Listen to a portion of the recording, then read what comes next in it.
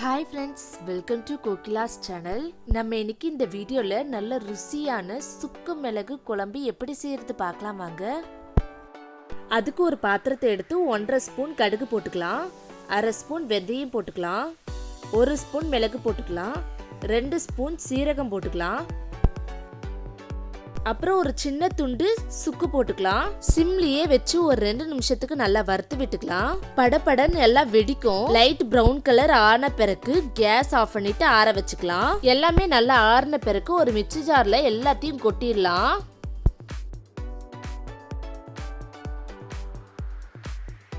எல்லாத்தையும் கொட்டிட்ட பிறகு இப்போ க்ளோஸ் பண்ணிட்டு அரைச்சு வச்சுக்கலாம்.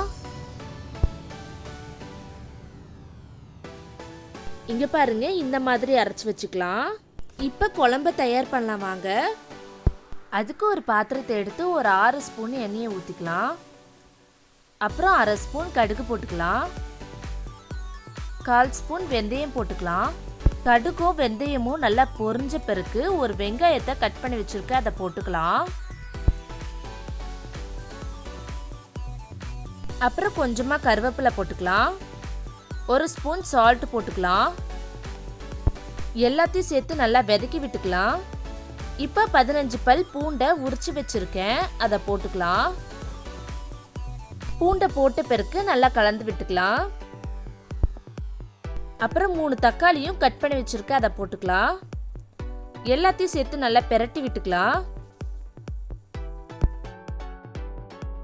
வெங்காயம் தக்காளி நல்லா வதங்கின பிறகு 1/2 ஸ்பூன் மஞ்சத்தூள் போட்டுக்கலாம். இப்போ எல்லாத்தையும் சேர்த்து நல்லா கலந்து விட்டுக்கலாம். அப்புறம் ஒரு லெமன் சைஸ் புளியை எடுத்து நல்லா வாஷ் பண்ணிட்டு கெட்டியா கரைச்சி வச்சிருக்க அதை ஊத்திக்கலாம். இப்போ 5 ஸ்பூன் சாம்பார் மிளகாய் தூள் போட்டுக்கலாம். அப்புறம் 1/2 ஸ்பூன் சில்லி பவுடர் போட்டுக்கலாம். இப்போ எல்லாத்தையும் சேர்த்து கலந்து விட்டுக்கலாம். நல்லா கலந்த பிறகு சிம்ல ஒரு 3 நிமிஷத்துக்கு நல்லா கொதிக்கட்டும் மூடி போட்டு க்ளோஸ் பண்ணி வச்சுக்கலாம். 3 நிமிஷம் கழிச்சு ஓபன் பண்ணிட்டு இப்ப நல்லா கலந்து விட்டுக்கலாம்.